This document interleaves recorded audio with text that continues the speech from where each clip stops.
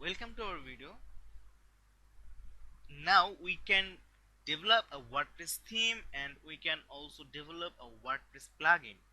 WordPress theme development and WordPress plugin development is quite the same, and a few differences are a little difference are appeared. So we now know the difference between theme development and plugin development.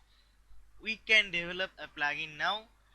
We can make anything. If we want to make a custom post type that is equal to WordPress theme development, if we want to make anything like a team member or a slider or anything that is equal to WordPress theme development. And now if we have a clear concept about PHP fundamental, PHP object oriented PHP, JavaScript, Ajax, MySQL, React.js, and the front end frameworks of JavaScript, we can make easily any features in our WordPress website. Now we can make shortcode.